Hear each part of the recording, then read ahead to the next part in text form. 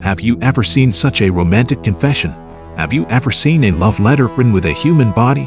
The man before you had his limbs cut off and his head decapitated, and he was made into the shape of the Three of Swords from the tarot deck, standing in a church on display. However, this was actually a love letter, written by the criminal Hannibal to the police. At the time, due to Wolf's deception, Hannibal cruelly killed Abigail, who was considered a gift. However, Wolf did not disappoint Hannibal's expectations. By using Hannibal's concept of the memory palace, he found the corpse standing in the church, where a highly artistic murder had taken place. The police, upon receiving the report, immediately cordoned off the scene. At this time, a policeman named Pazzi approached Wolf. They both had a common goal: Hannibal. 20 years ago, the police found the bodies of a couple in a truck. The killer adorned the crime scene with blooming flowers, making it look like a work of a famous painter. Pazzi, in his quest to find the killer, visited the art gallery day after day to observe famous paintings, trying to understand the killer's mindset during the crime. Meanwhile, another young man was also captivated by the paintings,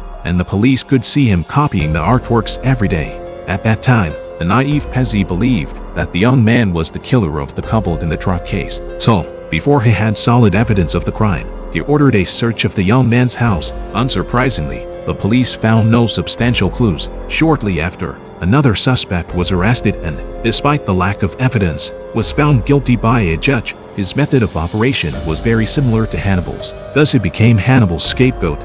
Subsequently, Pazzi handed the case files to Wolf, hoping that Wolf could find useful clues from the scene photos. As Wolf looked at the photos and began reconstructing the crime scene, he discovered that the killer first broke the victim's bones to make the body more flexible and malleable, then skinned the body, and after completing the design, removed the excess parts. The whole process was like trimming a bonsai in a garden, full of artistry.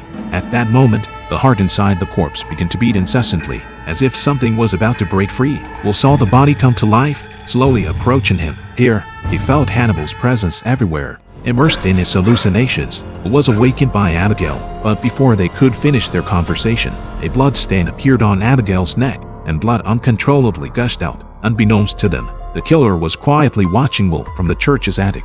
Before long, Pazzi entered the church and invited Wolf to join him in capturing Hannibal. During their conversation, Wolf, using his mental connection with Hannibal, decided to check the basement alone. Unbeknownst to him, Pazzi had secretly followed him. Upon seeing Pazzi, Wolf warned him that he shouldn't be there alone. Little did they know, their conversation was overheard by Hannibal, who was hiding in the shadows. At this moment, Hannibal was playing a game of hide-and-seek with Wolf. Although they both wanted to express their feelings, Hannibal resisted revealing himself. Having obtained what he wanted, Hannibal decisively returned to Italy. He felt quite satisfied to see his old adversary well again and shared his joy with Mary, wearing a smug expression. Mary, however, felt that Hannibal's capture was only a matter of time, as Hannibal had lost his usual composure and calm when facing Wolf.